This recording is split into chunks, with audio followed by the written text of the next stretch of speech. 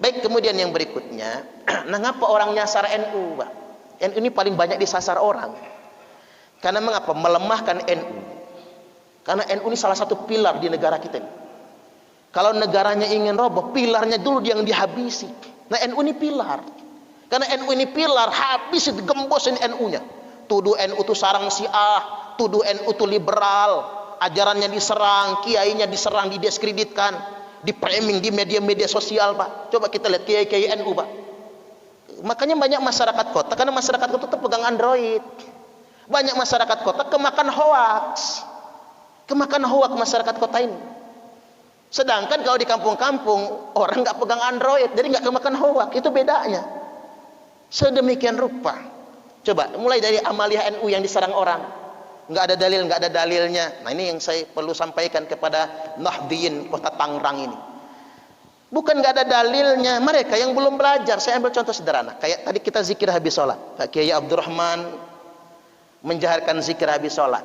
Ini kelompok-kelompok Wahabi, Salafi takfir itu, Pak, bid'ah. Zikir habis sholat bid'ah.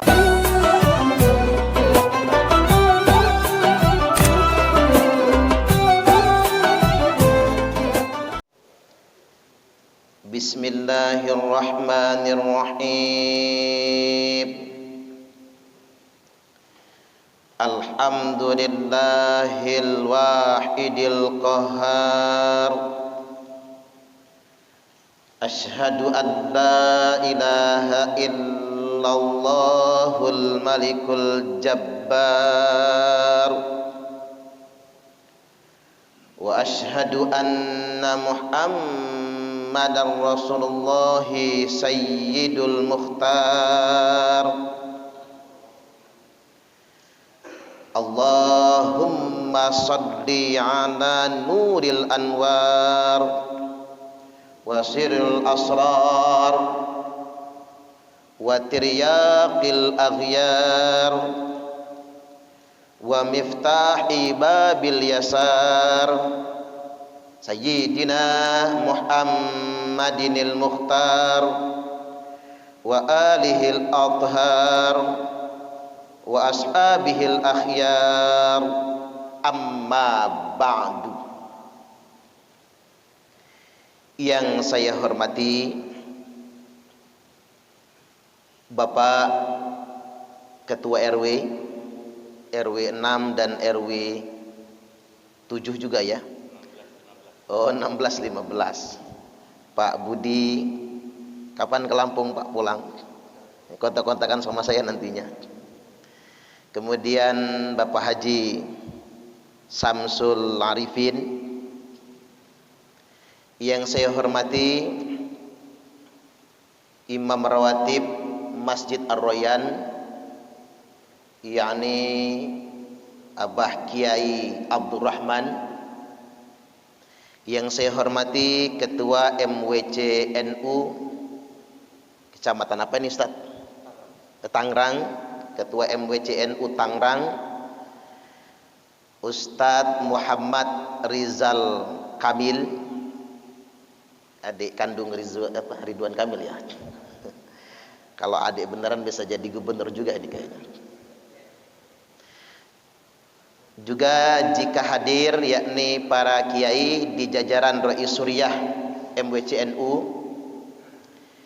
segenap pengurus MWCNU Kecamatan Tangerang yang sempat hadir pada kesempatan kali ini, para kiai, para asatidz, bapak-bapak, jamaah rutinan sekaligus saresehan kebangsaan. Apa kabar Pak, sehat? Alhamdulillah. Kenalkan singkat dulu, nama saya Suparman Abdul Karim. Nama saya Suparman karena lahirnya bulan Sapar, Pak. Maka namanya Suparman. Kalau lahir bulan Suro, nama saya Suratman. Nek paing ya Paiman, nek legi ya Legiman, nek pon ya Poniman. Cuman saya ini namanya Suparman senes tiang Jawi, bukan orang Jawa ya Pak. Jadi bapak saya itu dan ibu saya Ogan Komering Ulu, Oku. Cuman lahir dan besar di Lampung, di kota Bandar Lampung, Kecamatan Sukarami, kota Bandar Lampung. Alhamdulillah kita bisa berjumpa pada kesempatan kali ini. Kalau di Lampung saya sebagai pengurus lembaga dakwah Nahdlatul Ulama PWNU Provinsi Lampung, juga di Komisi Dakwah MUI Provinsi Lampung. Tempo hari saya jumpa dengan Ustadz Rizal Kamil, Pak Budi, bahkan sama Pak Ustadz Pak Kiai Samsul Arifin, nggak mau dipanggil Kiai ya Pak, Bapak Haji Samsul Arifin di rumah Pak Kresna Wijaya, kunjungan Habibul Lutfi bin Yahya. Waktu itu saya sekaligus ditalkin oleh beliau. Di perjumpaan di sana makanya menghantarkan ke sini.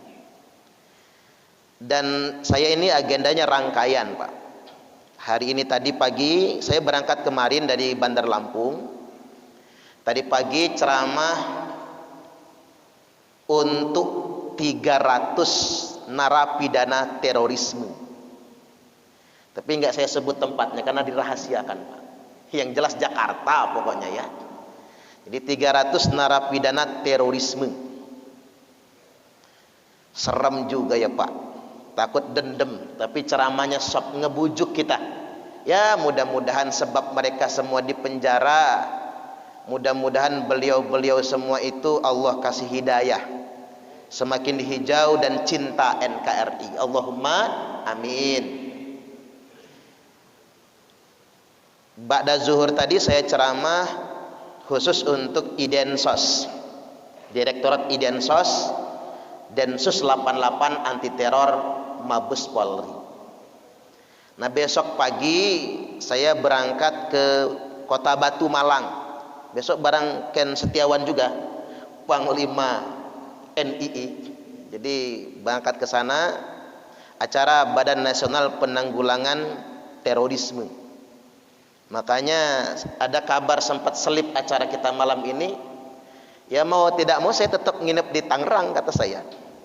Karena kalau nginep di Bogor kejauhan saya ke bandaranya nanti. Mending saya di sini karena besok pagi saya langsung ke Kota Batu Malang via Bandara Soekarno Hatta. Jadi tim saya pulang ke Lampung duluan. Jadi ini sekali lagi saya tinggal di Kota Bandar Lampung. Istri baru satu Pak. Cuman mau nambah kurang berani kayaknya ya. Kita ini masih isti sih, ikatan suami takut istri soalnya. Anak baru 2. Saya ngelola pondok pesantren Rahmatul Ummah As-Salafiyah An-Nahdiyah sedang pembangunan, dan rumah tahfiz Damarian Karim yang sudah jalan cukup lama yang saya kelola. Jadi begitu sebatas kenalan. Channel YouTube saya Ustadz Suparman Abdul Karim, jangan lupa di-subscribe ya Pak ya. Tapi kalau ada iklannya jangan dilewatin iklannya itu, biarin aja. Ya hitung-hitung infak lah Pak, biar channelnya lancar kan begitu. Kalau saya ini semua ceramah saya upload Pak. Walaupun yang datang cuma 5 orang, ya saya upload. Karena 5 orang yang hadir, tapi yang nonton kan banyak. Yang nonton kan ribuan, tetap manfaat dianya. Jadi saya tetap upload. Cuman kalau yang datang 1 orang ya ngonten curhat-curhatan aja nantinya ya. Jadi saya nggak kaku, orangnya biasa saja ya Pak. Bukan kita biasa orang kampung ya.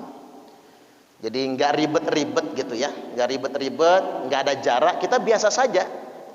Kalau saya jual-jual mahal, sok-sokan malu sama Gus Baha. Gus Baha itu ulama level internasional. Sarungnya biasa aja, bajunya biasa aja, pecinya biasa saja, dan tidak mau ditarif, bahkan tidak mau disangoni Pak. Luar biasa, kita kadang malu gitu. Kayak saya kalau ditanya Ustadz, kalau ngundang sangunya berapa? Waduh malu kata saya. Coba kita bandingin sama orang Jaula Pak. Orang Jaula itu keliling ke masjid-masjid ongkos sendiri kan. Kalau di kampung-kampung itu masjid yang tadinya sepi, gara-gara didatengin Jaula yang tadinya nggak ada yang azan jadi azan. Nah kita ceramah di kampung belum tentu orang datang ke masjid dapat hidayah. Nah mereka ongkos sendiri. Makanya sekali lagi Kita niatkan semuanya ini silaturahim dan dakwah. Mudah-mudahan barokah. Allahumma amin. Amin ya rabbal alamin. Baik, yang berikutnya ini virus COVID-19 makin meningkat. Ada varian baru Omikron, walaupun tak sebahaya yang sebelumnya. Namun saya minta izin ini Pak, ceramah nggak pakai masker. Karena kalau saya ceramah sambil pakai masker, lama-lama bau jigong nantinya. Saya keracunan jigong saya sendiri. Jadi relax saja. Dan saya selalu ingatkan, masker ini alat bantu. Masker ini alat bantu. Makanya saya kurang setuju dengan ucapan begini, pakai masker harga mati, enggak pakai masker mati. Nah, pikir saya itu kelewatan jedut langit ucapannya, enggak boleh juga gitu. Cuman alat bantu ini Pak.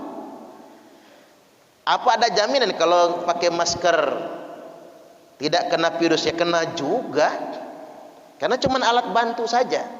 Walaupun jangan khawatir, walaupun saya sudah keliling.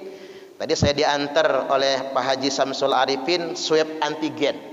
Langsung swab antigen saya tadi Pak. Sampai sini langsung swab antigen. Hasil swab antigennya negatif. Alhamdulillah. Jadi aman masuk ke sini, enggak jadi masalah bagi kita semua. Sekali lagi, masker alat bantu. Cuci tangan cuman ikhtiar pembantu. Modal utama menghadapi virus itu imunitas. Karena ini virus. Virus itu enggak ada obatnya. Siapa yang sudah menemukan obat virus? Enggak ada obat COVID. Jadi lawan utama virus ini adalah imunitas, kekebalan tubuh kita sendiri. Dan kekuatan imunitas itu tergantung hati dan pikiran kita. Makanya benar kalau kata dokter yang dari Jawa Timur itu, penyebab penyakit bukan makanan. Maka jangan terlalu banyak pantangan. Tapi penyebab penyakit itu pikiran. Dan pikiran yang paling membebani adalah cicilan. Setuju gak kira-kira Pak? Ya, jangan-jangan yang mati gara-gara COVID itu karena memang cicilan banyak Pak. Karena ngapa? Begitu banyak cicilan, banyak pikiran, daya tahan tubuh turun. Makanya yang rata-rata mati yang di rumah sakit kan? Ya ini bukan penelitian ilmiah, ngeker-ngeker saja Pak. Yang mati kan yang di rumah sakit karena masuk ruangan langsung diisolasi. Jadi yang membuat imunnya makin turun itu stres berat. Itu yang membuat dia semakin lemah. Coba kalau yang isolasi mandiri di rumah, cepat sembuhnya dia, cepat pulihnya, karena bahagia, karena nyaman. Jadi malam ini ingin saya tegaskan, bahagiakan diri kita, tenangkan hati kita, lapangkan pikiran kita, mudah-mudahan kita sehat panjang umur. Allahumma amin. Walaupun di awal juga saya katakan, kita ini menjaga kesehatan, tujuannya bukan agar tidak mati, tapi menjaga kesehatan itu tujuannya agar tidak sakit. Itu beda. Kalau mati itu ajal, nggak nunggu sakit, namanya ajal. Tapi kalau sehat itu ikhtiar. Makanya Nabi bersabda, as-sihhatu khairum minal ghina, sehat lebih baik daripada kaya. Betul nggak kira-kira Pak? Karena sehat itu ikhtiar.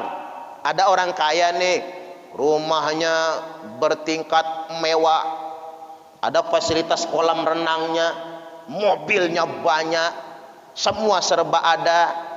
Tapi ketiban makan takut, makan nasi takut, yang dimakan tiwul aja. Maaf ya Pak kalau ada yang udah makan tiwul di sini ya. Karena orang zaman dulu makan tiwul karena nggak kebeli beras, ya Pak ya. Zaman sekarang orang makan tiwul justru orang kaya.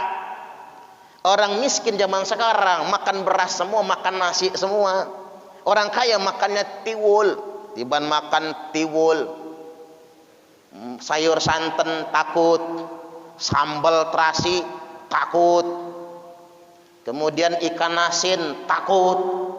Di samping rumah orang kaya ada orang miskin, rumahnya gede, geribik, atapnya aja bocor, lantainya tanah, tapi sekali makan 3 piring, nambah 3 kali. sayur nangka santan kental, lauk ikan asin tanjan sepiring, sambal terasi pedas, lalapnya triple, petek, jengkol, jaling, cenah.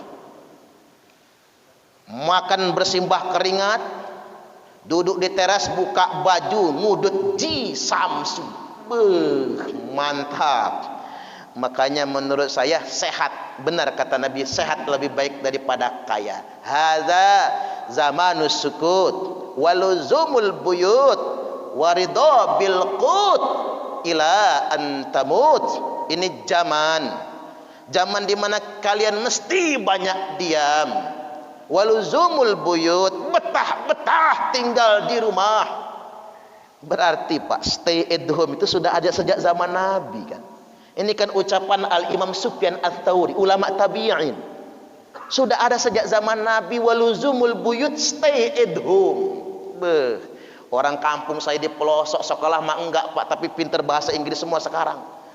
Diam di rumah, stay at home. Kerja dari rumah, home working. Sekolah dari rumah, homeschooling. Ngajar dari rumah, home teaching. Buruh harian di rumah kan tidak lagi digaji, home pimpa alaihum gambreng. Iya juga ya. Makanya daripada kita ngeluh Omikron, ngeluh Covid, saatnya yang bergaji berbagi, yang punya tabungan keluarkan dulu, kita kasih tetangga kita kasih yang tidak mampu. Mana qasat shadaqatum mimmal, sedekah tidak akan pernah mengurangi harta. Bal yazdad, malah semakin ditambah dan semakin ditambah. Kalau kata Syekh Abdul Qadir Al-Jailani, sesuap nasi yang engkau masukkan ke dalam perut orang yang lapar itu lebih baik daripada membangun 1000 masjid jami'. Makanya Pak Haji Samsur Alifin, jangan dibongkar lagi masjidnya. Udah bagus megah ini Pak. Orang Indonesia ini payah. Kalau sama masjid bongkar pasang. Nggak bisa ganti takmir masjid Pak. Ganti takmir masjid, cat diganti. Ganti takmir masjid, keramik diganti, granit diganti. La taqumus sa'ah hatta yatabahan nasu fil masajid. Tidak terjadi hari kiamat kata Nabi sehingganya umatku berlomba-lomba mempermewah masjid. Boleh bangun masjid, tapi jangan terjebak dengan berlomba-lomba, bermegah-megah. Ada yang lebih penting, berbagi dengan sesama. Sesuap nasi yang engkau masukkan ke dalam perut orang yang lapar lebih baik daripada membangun 1000 masjid jami'. Saya pernah diingatkan Pak, dakwah sebenarnya bukan di mimbar. Iya juga ya Pak. Kalau di mimbar itu dianggap dakwah murni, enggak juga. Kalau di Bandar Lampung khutbah Jumat aja Pak, selesai Jumatan disangoni.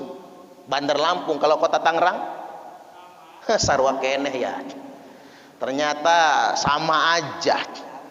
Coba saya ditanya tentang bid'ah, kata saya bid'ah beneran itu habis ceramah diamplopin kata saya.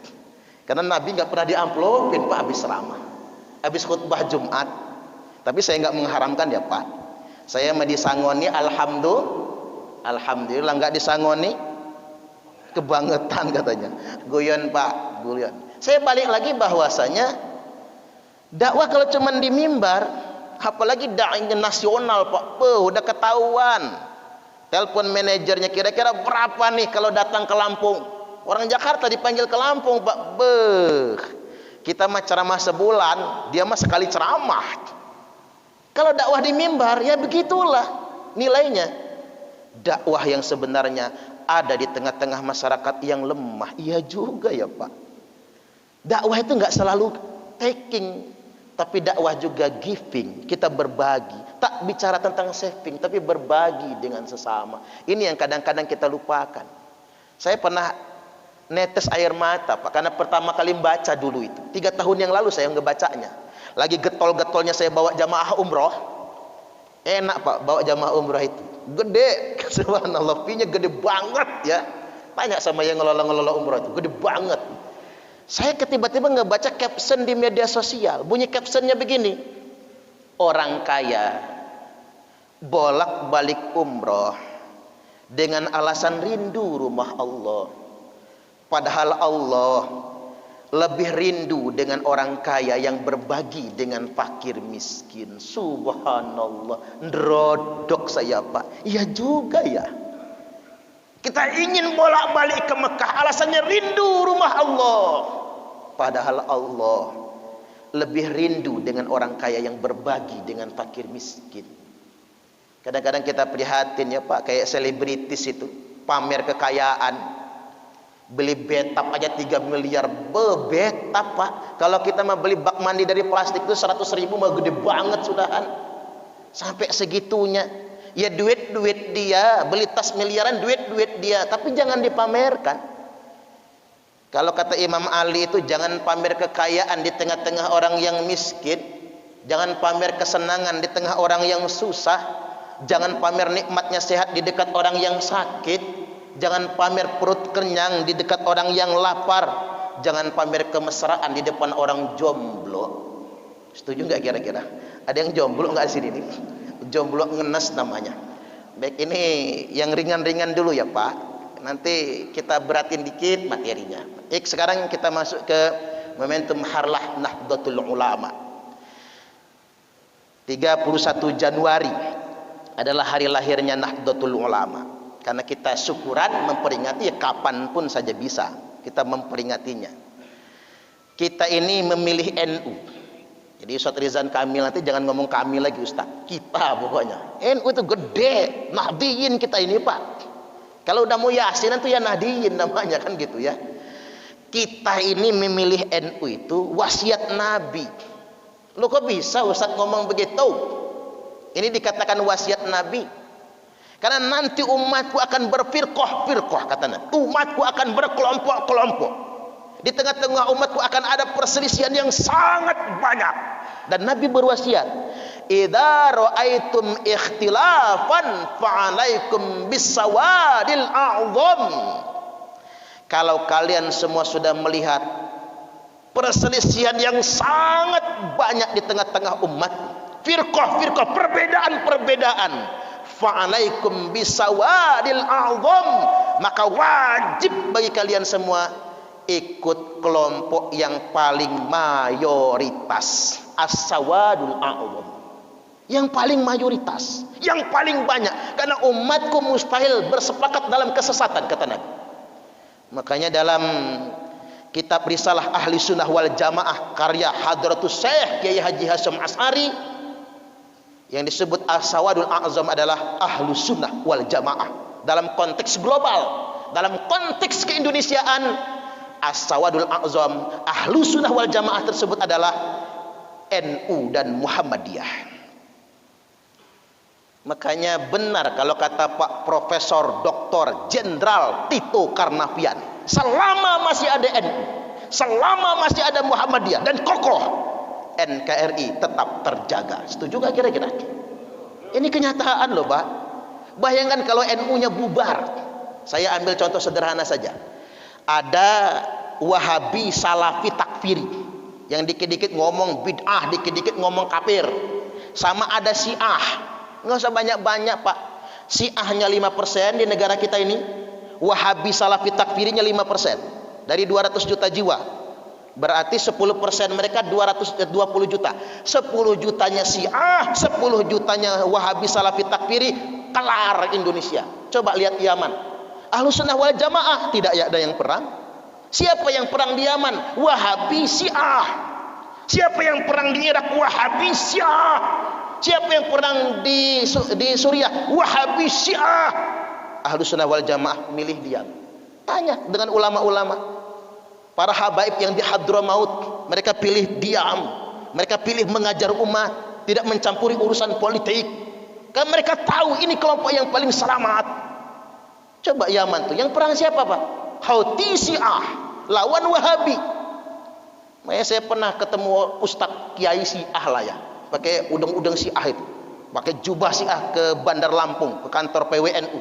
Kata saya, tolong terjemahin dalam bahasa Iran itu kata saya. Indonesia sudah cukup NU dan Muhammadiyah saja yang banyak. Apa alasannya? Biarkan NU dan Muhammadiyah beda tipis. NU kunutan, Muhammadiyah tidak. NU yasinan, Muhammadiyah tidak. Tapi kami nggak berantem. Cuman kalau Syiahnya banyak, Wahabinya banyak, kalian ini yang biang recoknya nanti itu. Betul kan? Fa'alaikum bisawadil a'zam. Ikuti kelompok yang mayoritas. Enggak salah bapak-bapak pilih NU, enggak salah. Apalagi pendirinya Hadratus Syekh Kiai Haji Hasyim As'ari. Gelarnya saja Hadratus Syekh, menghafal 6 kitab induk. Sahih Bukhari, Sahih Muslim, Sunan At-Tirmidzi, kitab Sunan An-Nasa'i, kitab Sunan Ibnu Majah, kitab Sunan Abi Daud, 6 kitab induk. Kalau kita mah hafalnya cuman Sunan Kalijogo, Sunan Bonang, itu doang hafalnya Pak. Sunan Gunung Jati, nama. Sampai detik ini belum ada satupun orang Indonesia yang berhasil menghafal 6 kitab induk. Jadi nggak tanggung-tanggung Pak. Apalagi ini bulannya Syekh Nawawi Al-Jawi Al-Bantani ini kan. Beliau itu Imam Masjidil Haram, mufti. Jadi semua ulama Arab dulu zaman beliau bergurunya sama beliau. Luar biasa. Jadi kita ini luar biasa, Ahlus Sunnah wal Jamaah An-Nahdiyah ini luar biasa Pak. Makanya ini pilihan yang tepat bagi kita semua. Kemudian yang berikutnya, wasiat Nabi yang kedua, nanti umatku berfirqah-firqah kata Nabi, berkelompok-kelompok. Sampai-sampai kalau dalam hadis itu Yahudi terpecah 71 golongan, Nasrani 72 golongan, Muslim Islam terpecah menjadi 73 golongan, hanya satu yang selamat, firqatun najiyah, hanya satu yang selamat, wahiyal jamaah, yang selamat itu al jamaah. Hadisnya cuma menyebut al jamaah, tidak menyebut Ahlus Sunnah wal Jamaah, cuma al jamaah nyebutnya. Wahiyal jamaah, apa itu al jamaah? Kalau kata Syekhul Islam Ibnu Taimiyah, ulama mujtahidin rajih madhab Hambali, al jamaatu hiyal ijtima'.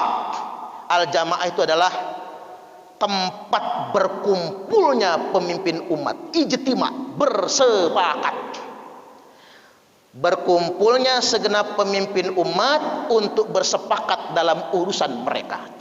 Satu-satunya, saya enggak nyebut dua-dua, satu-satunya, enggak ada alternatif lain, satu-satunya institusi yang paling sah sebagai tempat berkumpulnya segenap pemimpin umat untuk berijtima', untuk bersepakat dalam urusan mereka, hanya negara. Hanya negara. Maka kelompok yang paling selamat itu adalah negara. Dalam konteks Indonesia, Negara Kesatuan Republik Indonesia. Dan NU paling setia dengan Negara Kesatuan Republik Indonesia. Ya kalau NU mau ngeberontak, kelar negara ini Pak, kelar. Apa buktinya kelar? Jumlah Nahdiyin itu kan 100 juta lebih. Kelar Republik ini. Kalau NU mau mendirikan negara NU Pak, misalnya ya, kelar. Tapi NU paling setia Pak, ada satupun ajaran di NU melawan negara, tidak ada satupun. Makanya kita betul-betul merawat NU sama dengan merawat negara Pak. Menjaga NU sama dengan menjaga negara. Makanya kepada pemerintah saya sampaikan, bekerja samalah dengan NU. Hidupkan NU di mana saja. Karena memang sedemikian rupa ini paling setia dengan Negara Kesatuan Republik Indonesia. Ini kata al-jamaah itu, bahkan Ibnu Taimiyah mengatakan al-jamaah itu bukan firqah. Al-jamaah bukan firqah. Lawan al-jamaah adalah firqah. NU itu firqah loh Pak. Masih organisasi, ormas kan. Muhammadiyah firqah. MUI itu firqah. Masih kelompok. LDI firqah. Jamaah tabligh itu firqah. Lawan dari firqah adalah al-jamaah, negara. Maka seandainya nih, udah Ustadz saya nggak mau ber-NU, nggak mau ber-Muhammadiyah, nggak mau ber-MUI, nggak mau ber-LDII, apalagi NII ya Pak. Satu yang paling selamat pilihannya, wahyal jamaah, berpihaklah kepada negara. Karena yang paling selamat ada yang berpihak, adalah yang berpihak kepada negara. Kata Nabi, tidak halal darah seorang muslim kecuali satu, keluar dari Islam, murtad. Dua, memberontak kepada negara. mufariqul lil jamaah, memberontak kepada negaranya sendiri. Jadi melawan negara sama derajatnya dengan murtad keluar dari Islam. Ini pelajaran bagi kita semua. Nah, ini kan harus sering disampaikan, Pak. Jangan sampai kita ini umat Islam merasa ada benturan antara beragama dengan bernegara. Seolah-olah menjadi warga agama yang baik harus menjadi warga negara yang tidak baik. Seakan-akan kalau melawan negara itu Islam. Ini luar biasa distorsinya. Ini kerusakan cara berpikir menurut saya. Jangan sampai ada pikiran yang sedemikian rupa. Seolah-olah menjadi warga negara, umat beragama yang baik itu dengan cara melawan negara. Ini bahaya sekali. Bahkan ada ancamannya kan. Man khola'a yadan min ta'atin. Barang siapa yang melepaskan tangannya dari ketaatan kepada pemerintah yang sah. Jelas nih, pemerintah yang sah. Laqiyallaha yaumal qiyamati la hujjata lahu. Dia akan ketemu Allah pada hari kiamat nanti tanpa hujjah sama sekali. Bahasa Pak Budi, karena polisi, kalau orang buat kriminal dicari motif kan Pak. Yang dicari itu motif. Apa motifnya orang berbuat kriminal? Tapi di akhirat nanti semua kriminal Allah tanya motif. Contoh begini Pak, ngapa kamu maling? Lapar ya Allah, 3 hari nggak makan. Ngapa kamu nyuri susu di Indomaret? Misalnya, anak saya nggak minum susu sudah 1 minggu ya Allah. Motif Allah dengar, alasan Allah terima. Ngapa kamu berzina? Bini saya merantau ke Arab ya Allah. 10 tahun nggak pulang-pulang. Ya masalah alasannya diterima atau enggak itu urusan Allah ya Pak. Tapi hujah didengar oleh Allah. Tapi ada satu perbuatan kriminal yang Allah tidak akan pernah tanya motifnya. Apa itu? Memberontak kepada pemerintah yang sah. Waman mata walaisa fi unuki bai'atun mata mitatan jahiliyah. Barang siapa yang mati tidak ada di lehernya kesetiaan kepada pemerintah yang sah, maka matinya mati jahiliyah. Ini hadis yang paling banyak digunakan buat manipulasi Pak, terutama di NII. Jawa Barat ini gudangnya NII soalnya ya Pak ya. Garut kemarin tuh ya panas karena pejabat loh Pak yang diangkat dari NII itu. Pejabat NII dijadikan pejabat daerah. Gimana nggak ngamuk itu kiai-kiai di sana kan? Ajengan-ajengan di Garut itu. Saya pikir itu bagus para ajengan di sana. Ya harus melawan lah, dia bereaksi. Udah jelas-jelas NII itu tidak mengakui negara ini. Kok malah dijadikan pejabat? Apa jadinya nanti masyarakat kita? Saya mau balik lagi Bapak Ibu Bapak-bapak rahimakumullah. Jadi kembali lagi bahwasanya kesetiaan kepada pemerintah. Nah, hadis baiat itu tadi saya presentasikan Pak. Di depan 300 santri. Nyebutnya santri aja karena mau kita upload kan. Enggak enak nyebut itu. Santri itu. Mereka tanya Ustaz tentang kewajiban baiat. Nah, inilah kita dibohongi Pak. Saya tidak bahas baiat tarekoh ya. Tentang kewajiban baiat. Baiat individu hanya dilakukan Nabi cuma 3 kali.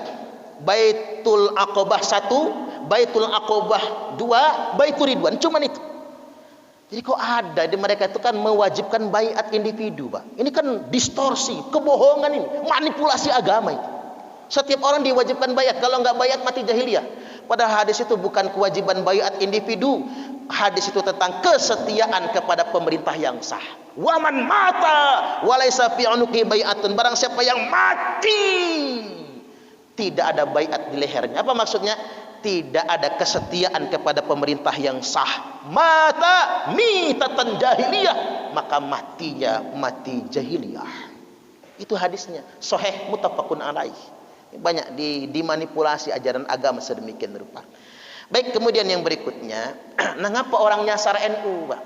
NU ini paling banyak disasar orang. Karena mengapa? Melemahkan NU. Karena NU ini salah satu pilar di negara kita ini. Kalau negaranya ingin roboh, pilarnya dulu yang dihabisi. Nah, NU ini pilar. Karena NU ini pilar, habis digembos ini NU-nya. Tuduh NU itu sarang Syiah, tuduh NU itu liberal, ajarannya diserang, kiainya diserang, didiskreditkan, di-framing di media-media sosial Pak. Coba kita lihat kiai-kiai NU Pak. Makanya banyak masyarakat kota, karena masyarakat kota itu pegang Android. Banyak masyarakat kota kemakan hoax. Kemakan hoax masyarakat kota ini. Sedangkan kalau di kampung-kampung orang nggak pegang Android, jadi nggak kemakan hoak. Itu bedanya. Sedemikian rupa. Coba mulai dari amaliyah NU yang diserang orang, nggak ada dalil, nggak ada dalilnya. Nah ini yang saya perlu sampaikan kepada Nahdliyin kota Tangerang ini. Bukan nggak ada dalilnya, mereka yang belum belajar. Saya ambil contoh sederhana. Kayak tadi kita zikir habis sholat, Pak Kiai Abdurrahman menjaharkan zikir habis sholat. Ini kelompok-kelompok Wahabi, Salafi takfir itu Pak, bid'ah. Zikir habis sholat bid'ah. Kalau di Bandar Lampung sampai Gulak gigit-gigitan. Gara-gara zikir habis sholat. Jangan-jangan kecilnya minum susu beruang terus, pikir saya. Maka gedenya suka gigit-gigitan, cakar-cakaran. Sampai segitunya. Kata mereka nggak ada dalilnya. Enak betul ngomong nggak ada dalilnya kan. Padahal jelas anna raf'a saut bidzikri hina yang sarifuna suminal maktubat kana ana ahdin nabi sallallahu alaihi wasallam. Sesungguhnya mengeraskan suara, menjaharkan zikir ketika orang-orang selesai sholat fardu 5 waktu, ini sudah dikerjakan sejak zaman Nabi sallallahu alaihi wasallam. Jadi zikiran kayak yang dipimpin Kiai Abdurrahman tadi, itu sudah dikerjakan sejak zaman Nabi. Sahih Al-Bukhari nomor hadis 841, Sahih Muslim 583, Sahih muttafaqun alaih. Sahih kelas 1. Kadang-kadang coba ingin beda sama amaliyah NU. Jadi kita nih zikir bareng-bareng itu Pak, ngucap istighfar 3 kali, kita bareng. Itu fadilahnya diampuni dosanya, walaupun dosanya sebanyak buih di lautan, walaupun kabur dari medan tempur. Kita kalau maghrib ngucap Allahumma ajirni minan nar atau Allahumma ajirna minan nar 7 kali. Subuh Allahumma ajirna minan nar 7 kali. Orang yang mengucapkan idza sholaital maghrib, kalau engkau salat maghrib kata Nabi, faqul Allahumma ajirni minan nar, ucapkanlah Allahumma ajirni minan nar 7 kali. Fa innaka immitta fi lailatika, seandainya engkau mati pada malam itu, kutibalaka jiwaru minha, maka ditetapkan bagimu bebas dari api neraka. Dan kalau kita baca di subuh juga 7 kali, lalu kita mati pada siang harinya, dan Allah tetapkan kita bebas dari api neraka. Tuh kan, Allahumma antas salam dan lain sebagainya. Walaupun yang mau zikirnya masing-masing silahkan, tapi kita yang zikirnya jahar ya jangan disalahkan dong. Enak aja ngomong bid'ah. Yang zikirnya jahar bagus, yang zikirnya menang-menang bagus, yang nggak bagus, yang Allah melantas jalan Pak. Sama kayak sholat kan, subuh kunut, yang subuhnya pakai kunut bagus, yang subuhnya nggak pakai kunut bagus, yang nggak bagus, yang nggak sholat subuh, ribut debat kunut subuh, ketiban subuh kesiangan. Niat subuhnya usolli fardhu subhi raka'ataini mustaqbil qiblati qodoan lillahi ta'ala. Lo kok kodoan Pak, jam 8 sholat subuhnya. Istrinya nyusul, apa kata istrinya? Usolli fardhu subhi raka'ataini mustaqbilal qiblati, kesiangan lillahi ta'ala. Lo kok kesiangan Bu, jam 9 sholat subuhnya. Nanti anaknya niru, apa kata anaknya? Usolli fardhu subhi wal zuhri wal asri wal maghribi wal isya'i royoan oplosan lillahi ta'ala. Hancur sholatnya. Kadang-kadang begitu Pak. Saya juga heran, ini banyak orang kadang-kadang begini, sholat saja karena tidak bermadhab Pak, sholat saja aneh gitu. Kan aneh. Coba cari di madhab mana itu cara takbir begini, cari di madhab mana, enggak ketemu madhabnya, itu bikinan. Kalau mau tahu cara takbir, nggak apa-apa kedengaran kan, kalau mau tahu cara takbir di madhab Syafi'i, sandarannya nas Sahih Bukhari Muslim begini, telapaknya dihadapkan ke kiblat, jari-jari tangannya direnggangkan begini. Ini cara takbir madhab Syafi'i. Jari-jari tangannya direnggangkan begini. Kalau sebagai imam angkat sikunya. Tapi kalau sebagai makmum jangan, muka orang di samping kita itu. Turunkan sedikit. Kalau madhab Hambali patokannya bahu, jari-jarinya dirapatkan begini. Ini madhab Hambali, naik sedikit dari atas bahu, jari-jari kita. Ini madhab Hambali. Selain itu nggak ada fatwa. Selain itu tidak ada fatwanya. Apalagi yang begini. Gitu. Sama kayak kemudian kita bersedekap. Bersedekap itu kalau madhab Maliki dan madhab Syafi'i begini nih, bawah dada di atas pusar. Ini yang sandarannya madhab yang jelas fatwanya. Sedangkan madhab Hanafi dan madhab Hambali wad'ul kaffi 'alal kaffi, telapak ketemu telapak begini. Asal jangan ke bawahan Pak. Kalau ke bawahan takut salah naruhnya nanti soalnya begini. Nah makanya saya bingung, ada orang sedekap begini. Coba, tadi kan di rumah Pak Haji Samsul Arifin ada fikih 4 madhab itu. Bacalah tentang di mana kita meletakkan 4 madhab loh. Meletakkan tangan ketika bersedekap. Tapi mereka pengen tampil beda. Pengen tampil beda. Mohon maaf, cingkrang misalnya Pak. Nabi itu yang cingkrang itu komis sama izar. Ada gamis, komis panjang, kemeja panjang, gamis kayak Pak Haji itu. Kemudian ada sarung. Di bawah, di dalamnya ada sirwal. Jadi 3 lapis pakaian Nabi itu. Nah kita enggak, pakai sirwal saja tanpa sarung, pakai sirwal tanpa komis, pakai kaos oblong persis Pak Tani mau nyangkul di sawah. Coba bapak-bapak bayangkan, emang gitu dulu Nabi caranya sholat? Emang begitu? Nabi dulu kayak gitu style pakaiannya? Enggak kebayang sama saya, enggak begitu, enggak. Banyak orang ngarang-ngarang, tapi dia merasa dia ahli surga, yang lain kafir semua, bid'ah semua. Nah ini kita harus bersuara, harus sampaikan ajaran Islam yang sebenarnya itu. Jangan seperti mereka yang punya otoritas untuk membicarakan kebenaran. Jangan sampai sedemikian rupa. Contoh lagi Pak, kita yasinan tahlilan itu. Ahli kubur disiksa gara-gara tahlilan keluarganya. Geger. Banyak orang berhenti tahlilan. Coba baca dulu apa maksudnya di sana itu. Ada nggak kalimat yang sedemikian rupa? Oh, ternyata yang mereka maksudkan itu ratapan. Innal mauta, sesungguhnya orang mati, yu'adzabu bimaniha alaih, disiksa gara-gara ratapan keluarganya. Bukan tahlilan, itu ratapan. Disarah oleh Imam Nawawi. Apa kata Imam Nawawi yang disebut dengan ratapan? Mencukur rambut secara acak, kemudian merobek-robek pakaian, menampar-nampar wajah, jedutin pala ke dinding. Kira-kira waktu tahlilan ada nggak yang nyukur rambut acak-acakan? Nggak ada kan? Yang nabok mukanya enggak ada, yang ngerobek-robek pakaian enggak ada. Nah ini hati-hati. Ustadz, ngapa sih mesti Yasin yang dibacakan buat orang mati? Tak ajarin cara ngejawabnya nih Pak. Membaca Yasin buat orang mati itu bukan perintah kiai, bukan perintah ustadz, bukan perintah guru ngaji. Membaca Yasin buat orang mati itu perintah Nabiullah Muhammad sallallahu alaihi wasallam. Jadi kalau dia ngebantah, Nabi yang dia bantah. Kalau dia bid'ahkan, Nabi yang dia bid'ahkan. Iqra'u Yasin ala mautakum, bacakan Yasin atas yang mati di antara kalian semua. Kalau kata Al-Imam Asy-Syaukani dalam kitab Nailul Awtar, yang dikatakan mautakum di sini adalah orang yang sudah ditinggalkan ruhnya. Perintah Nabi membacakan Yasin kepada orang yang sudah wafat, meninggal dunia. Ibnu Majah nomor hadis 1448, Abu Daud 3121, Musnad Imam Ahmad 19427, dan disahihkan dalam kitab Sahih Ibnu Hibban oleh Al-Hafidz Ibnu Hibban. Jelas ini ulama hadis. Nah mereka dalilnya Pak Al-Albani. Al-Albani itu mau tahu nggak Pak? Baru meninggal dunia tahun 1999. Artinya sejaman sama kita. Kok bisa ulama lahir di abad kita? Ya senioran dia lah, sudah meninggal soalnya. Baru meninggal tahun 1999, baru 20 tahun yang lalu, kok bisa membatalkan ajaran yang sudah 14 abad lamanya? Ini kan jadi persoalan sebetulnya. Membatalkan ajaran yang sudah lama. Terus gimana dengan Sahih Bukhari? Bagaimana dengan Ibnu Hibban dan lain sebagainya? Nah ini pelajaran bagi kita. Tapi saya nggak bisa terlalu panjang jelasin bab ini Pak, karena waktu kita molor nantinya. Nah nanti tonton di YouTube saya, banyak tentang tahlilan itu, semua dalil. Termasuk ada yang nanya, Ustadz boleh nggak kalau ada orang meninggal kita nyembelih kambing? Di Lampung ada kebiasaan begitu Pak. Jadi yai, nyai, siti, sidi, tombay, bakas gitu ya. Kalau di Lampung itu meninggal dunia, kalau orang Tangerang apa? Mih ya.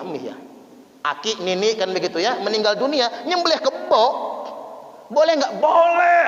Kata siapa yang nggak boleh? Boleh.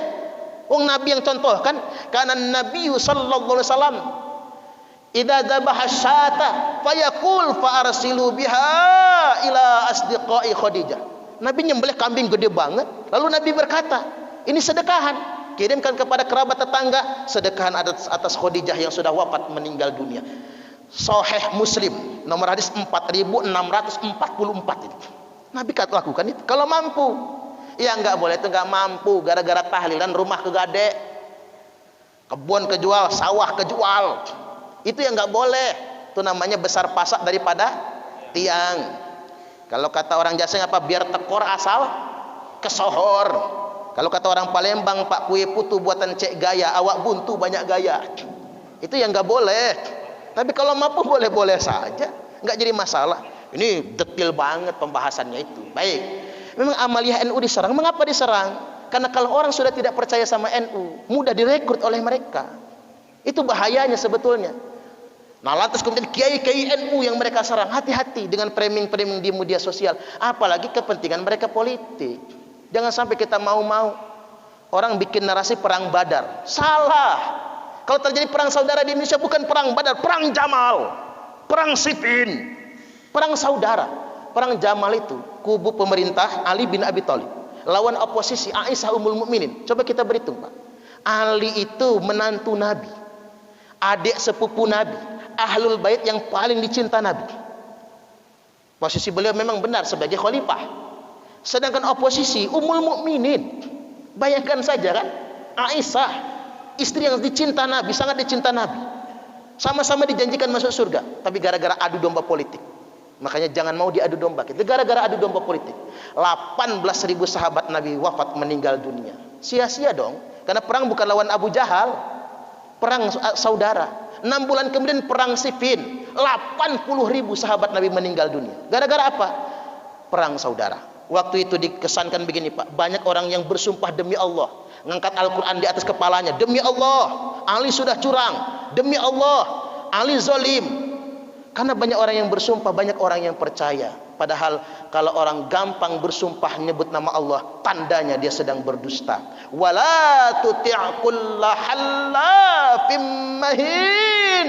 Jangan pernah percaya, jangan pernah mengikuti orang yang gampang sekali bersumpah dan gampang sekali mencela. Coba bayangkan, Pak, alangkah mudahnya orang menyebut demi Allah, demi Allah. Subhanallah. Untuk apa? Memanipulasi orang awam. Baik, yang berikutnya sekali lagi ingin saya tegaskan, amaliyah NU yang diserang itu tujuannya sedemikian rupa. Sekarang kita meningkat, Pak, bicara tentang wawasan kebangsaan. Udah mau sejam aja ceramah ya, pasin sejam lebih dikit lah ya, Pak ya, biar puas dulu saya ngomong ini. Jadi saya ingin tegaskan begini, Pak, sekarang ini tahapannya itu berkembang, meningkat. Eksklusifisme tadi merasa paling benar, yang lain salah semua.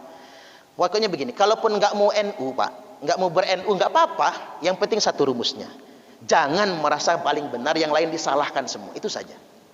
Kayak kita hidup bertetangga lah, nggak usah ngopeni rumah tangga orang, openi saja rumah tangga kita. Setuju gak kira-kira? Makanya ada pepatah orang di pasar, laki-laki yang rajin mencium istrinya relatif lebih panjang umur dibandingkan dengan laki-laki yang mencium istri tetangganya. Setuju gak kira-kira, Pak? Ya jajal aja kalau nggak dibacok orang kita, jangan macam-macam. Baik, menaik ke ekstremisme, aliran-aliran yang secara zohir anti NKRI, anti Negara Kesatuan Republik Indonesia, anti Pancasila, anti Undang-Undang Dasar 1945, NII tadi. Bahkan kapan-kapan bapak-bapak kalau bisa menghadirkan Ken Setiawan, karena dia memang mantannya, biarkan dia bercerita bagaimana cara cuci otak di NII itu. Kalau kata Ali Imran, Napiter sekarang lagi ngajuin gerasi pengampunan ya, Pak, tapi belum juga dikabulkan. Kalau kata Ali Imran, 2 menit orang bisa jadi teroris. Gimana caranya? Jajal, gini caranya, Pak. Kamu, kata mereka, pilih Pancasila atau pilih Al-Quran. Cara milihnya begitu, jebakan Batman-nya, Pak. Kalau milih Pancasila, ini bikinan manusia nih. Kalau Al-Quran wahyu Allah. Orang awam jawabnya apa? Pilih Quran. Kamu pilih taat sama pemerintah apa taat sama Allah? Kan jebakan ini. Ya taat sama Allah dong. Pemerintah emang siapa? Apalagi pemerintah juga banyak kekurangan, manusia biasa. Nah Allah yang punya surga. Tanya lagi yang ketiga, kamu pilih bela Islam atau bela NKRI? Kalau bela Islam kamu selamat masuk surga. Tapi kalau bela NKRI belum tentu. Orang awam jawab, ya bela Islam dong. 2 menit jadi dah teroris, percayalah sama saya. Jadi teroris. Itu kan jebakan sebetulnya. Sama kayak orang bertanya begini, milih berbakti sama orang tua atau taat dengan Allah? Itu bukan pilihan. Jawaban yang benar, berbakti kepada kedua orang tua adalah bentuk ketaatan kepada Allah. Milih taat pemerintah atau taat dengan Allah? Jawaban yang benar, mentaati pemerintah adalah perintah di dalam Al-Quran sebagai wujud ketaatan kepada Allah. Ati'ullaha wa ati'ur rasul wa ulil amri minkum. Kan jelas perintah Al-Qurannya. Milih bela Islam atau bela NKRI, membela negara adalah bagian daripada ajaran Islam. Al-Jamaah tadi itu. Apalagi di NU punya tagline apa? Hubbul watan minal iman. Cinta tanah air, cinta negara, bagian daripada keimanan. Kalau kata Habib Umar, menjaga negara itu menjaga maksud umum syariah. Merusak negara sama saja kita menghancurkan agama. Jelas. Hati-hati dengan jebakan. Apalagi tentang Pancasila itu, Pak. Saya ajarin cara ngejawabnya ya, Pak, tentang Pancasila itu. Pancasila itu bukan agama. Dan Pancasila itu tidak untuk menggantikan agama. Namun Pancasila itu sesuai dengan tujuan agama. Loh kok bisa? Nabi dulu 13 tahun di Mekah belum punya negara. Hijrah ke Madinah punya negara, negara Madinah. Negara yang didirikan Nabi bukan negara Islam, negara Madinah. Dasar negaranya bukan Al-Quran, tapi Sahifatul Madinah atau Al-Madinatu Masrutiyah, piagam Madinah. Nah ini dijiplak oleh pendiri negara kita. Pendiri negara kita sepakat, negara Indonesia bukan negara Islam. Sama menyontoh Nabi. Dasar negara bukan Al-Quran, tapi piagam Jakarta yang mengerucut kemudian menjadi Pancasila. Ketuhanan yang Maha Esa, Qul huwallahu ahad. Kemanusiaan yang adil dan beradab. Innallaha ya'muru bil adli wal ihsan. Ini orangnya NU kalau closing khutbah kedua ya itu semua kan. Ya, kalau bukan NU biasa nggak pakai, hafal kita. Persatuan Indonesia, wa'tasimu bihablillahi jami'an wa la tafarraqu. Sila keempat, kerakyatan yang dipimpin oleh hikmat kebijaksanaan dalam permusyawaratan perwakilan. Ini paling keren ini Pak, ayat sila keempatnya juga. Wa amruhum syura bainahum. Dulu milih Abu Bakar permusyawaratan perwakilan. Umar, Utsman, Ali permusyawaratan perwakilan. Dulu milihnya. Malah menurut saya Indonesia lebih Islami daripada Arab Saudi. Karena Arab Saudi tidak pakai musyawarah, tunjuk aja putra mahkota. Bapak mati ganti anak, mati lagi ganti cucu, terus begitu modelnya Pak. Indonesia lebih Islami karena memakai sistem permusyawaratan perwakilan. Bahkan sekarang pemilihan langsung. Itu dari Quran semua. Keadilan sosial bagi seluruh rakyat Indonesia. I'dilu huwa aqrabu littaqwa. Nah sekarang orang coba membenturkan negara sama khilafah. Ini saya ajarin ini Pak, cara ngejawabnya. Tidak ada satupun dalil yang memerintahkan mendirikan khilafah dalam Quran dan hadis. Makanya Pak Mahfud MD itu berani nantang. Yang bisa tunjukkan satu saja dalil yang memerintahkan mendirikan khilafah dalam Quran hadis. Saya kasih hadiah, kata beliau, plus saya mundur dari Menko Polhukam. Udah 2 tahun lebih ini Pak tantangan beliau, nggak ada yang berani nunjukin. Loh kok ngapa kita mengkampanyekan khilafah seakan-akan itu kewajiban? Saya ngobrol sama Khilafatul Muslimin, hebat Pak di Lampung, ada Khilafatul Muslimin, punya khalifah namanya Abdul Qadir Hasan Baraja, iparnya Abu Bakar Ba'asir. Indonesia ini lengkap, nabi palsu ada, malaikat Jibril palsu ada, Raja Sunda Empire palsu ada, kan gitu ya Pak. Imam Mahdi palsu ada, khalifah palsu ada, Lampung tempatnya Pak. Allahu Akbar. Kok ngapa mereka begitu? Oh mereka paling panas pala kupingnya Pak, kalau tak ceramahin begini paling panas. Nggak bisa nunjukin. HTI tunjukin. Saya pernah dialog dari pagi sampai sore, ayo tunjukin itu saja. Nanti saya yang menjadi pendakwah HTI nomor 1 kalau bisa menunjukkan. Nggak bisa nunjukin. Jadi jangan mau kita dikibuli. Terus bendera hitam. Nah ini saya perlu tegaskan, bendera tauhid. Kebohongan terbesar di Republik ini pada abad sekarang adalah adanya istilah bendera tauhid. Enak ngomongnya sekarang, momen 2019 sudah lewat. Saya ini tidak punya tendensi politik ceramah ini namanya. Sejak kapan tauhid punya bendera? Saya dari dulu pengen ngomong sebetulnya, ayo semua bicara. Sejak kapan tauhid punya bendera? Kok kita dibohongi? Ratusan juta rakyat Indonesia dibohongi dengan istilah bendera tauhid. Kok bisa mereka mengatakan itu bendera tauhid? Hati-hati, nggak ada istilah bendera tauhid itu. Coba dari kecil kita mondok Pak, ketemu nggak istilah bendera tauhid itu? Kan nggak ada. Kalau mereka bikin bendera tauhid, makanya di Aceh, fatwa ulama Aceh sudah menetapkan penulisan kalimat tauhid di bendera termasuk suul adab. Enggak bagus. Penulisan kalimat tauhid di baju, di peci, maaf kalau ada yang pakai peci yang kalimat tauhid itu enggak boleh. Kalaupun dipakai begitu, ingat jangan masuk toilet pakai peci itu. Karena Nabi pakai cincin tulisannya Muhammad Rasulullah. Idza dakhala indal khala wa du'a. Ketika Nabi masuk ke toilet, beliau lepas cincinnya dan diletakkan masuk toilet. Makanya ibu-ibu sering saya sampaikan, Bu, jangan so islami. Lewantin kalung jangan lafzul jalalah, jangan nama Allah yang di kalung itu. Karena kalau nama Allah begitu masuk toilet pom bensin, lepas kalungnya taruh di depan. Begitu keluar dari toilet, mana kalung saya ya? Sudah ada yang mengamankannya. Makanya daripada nama Allah lebih baik nama suami saja, kata saya. Rizal Kamilku sayang. Begitu sebetulnya. Ini luar biasa Pak tentang bendera tauhid itu. Baik, saya masuk ke nas dulu. Hadis yang diriwayatkan dari Imam Ali karamallahu wajhah. Idza ra'aitumur rayati sud, apabila kalian semua melihat bendera hitam dikibarkan, falzamul arda wala tuhariku aydiyakum wala arjulakum, tetaplah di bumi kalian masing-masing, jangan gerakkan tangan kalian, jangan gerakkan kaki kalian, jangan ikut-ikutan mereka, karena mereka itu kelompok bendera hitam palsu. Kok jelas tuh? Ini karena kurang sosialisasi jadi salah gitu loh. Bendera hitam palsu. Ada yang nanya, Ustadz, emang ada bendera hitam beneran? Ada Pak, bendera pasukan Imam Mahdi. Tapi nanti Imam Mahdi muncul kan perang lawan Dajjal.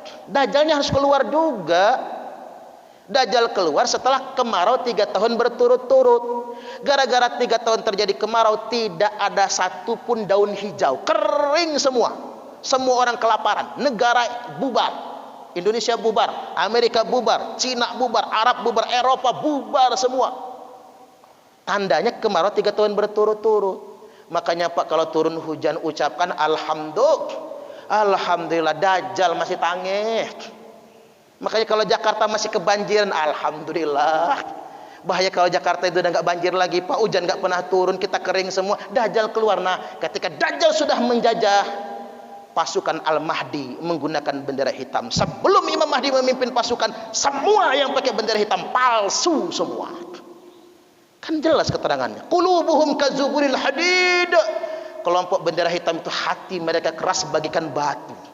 Kazuburil hadid itu bagikan baja. Jadi besi saja keras, lebih keras daripada besi.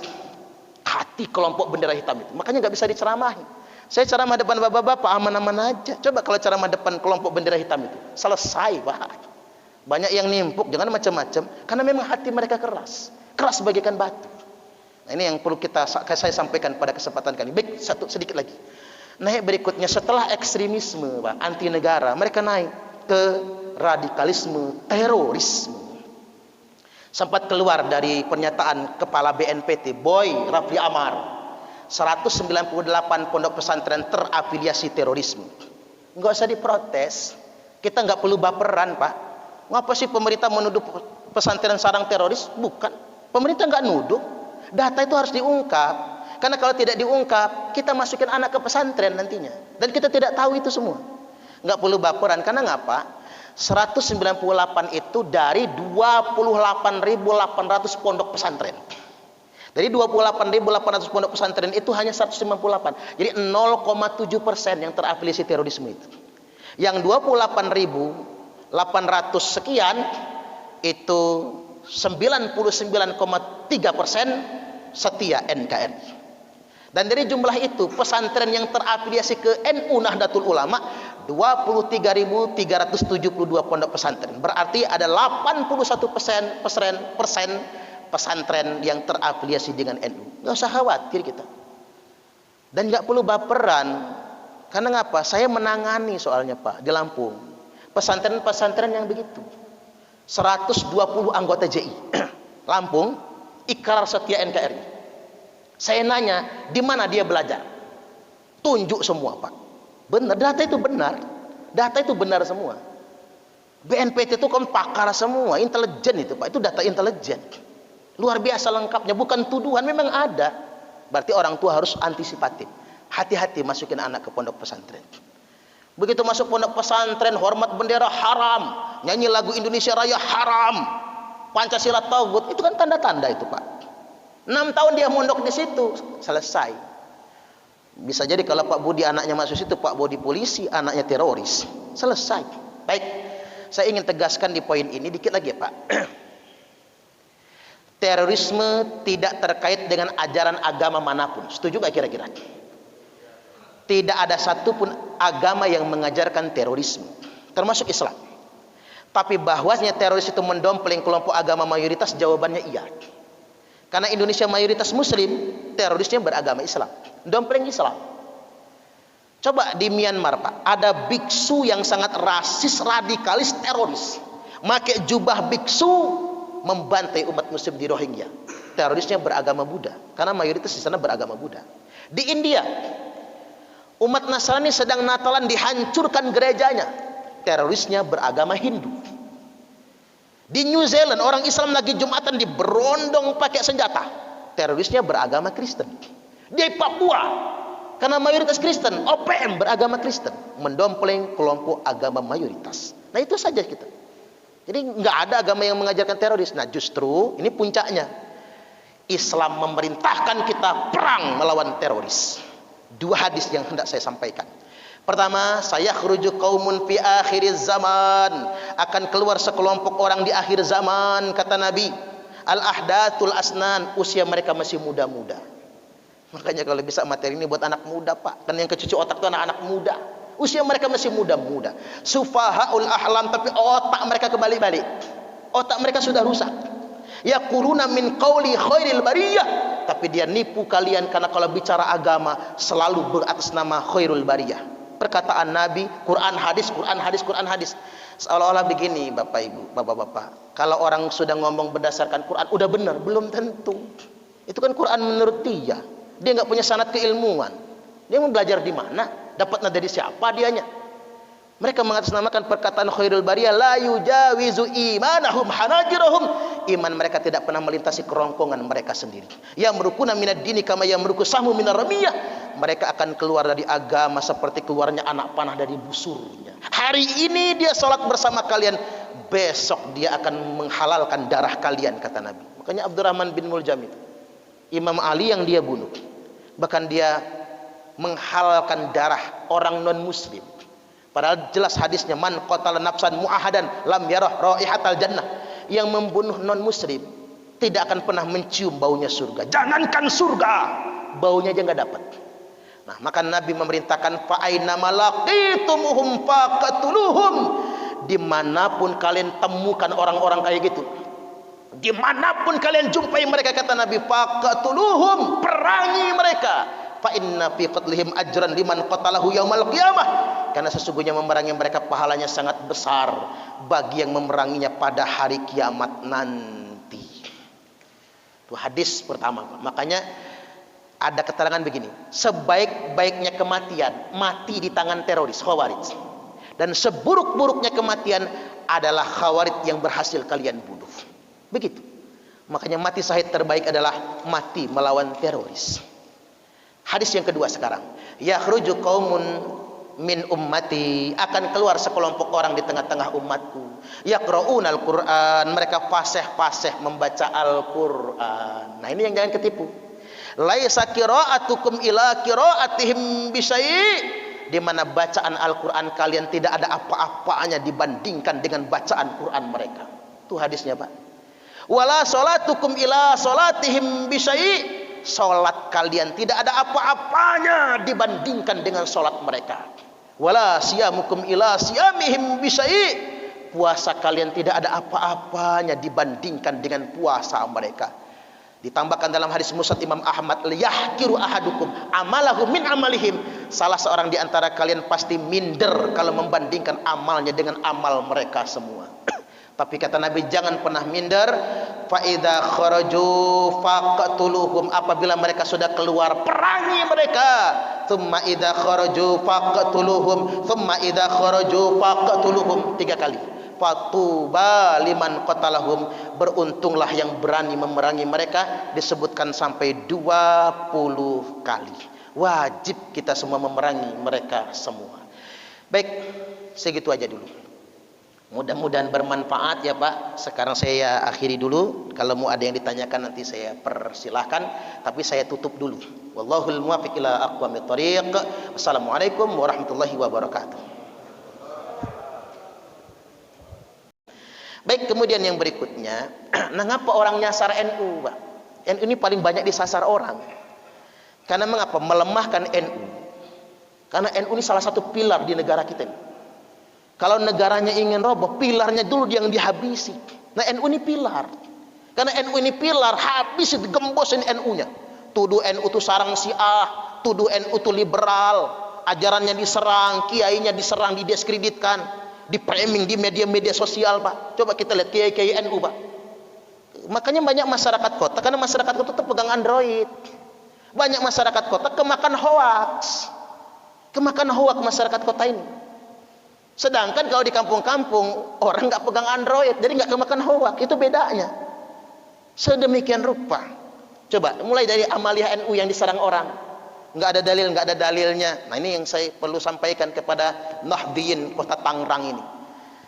Bukan nggak ada dalilnya, mereka yang belum belajar. Saya ambil contoh sederhana. Kayak tadi kita zikir habis sholat, Pak Kiai Abdurrahman menjaharkan zikir habis sholat. Ini kelompok-kelompok Wahabi, Salafi, takfir itu Pak, bid'ah. Zikir habis sholat bid'ah.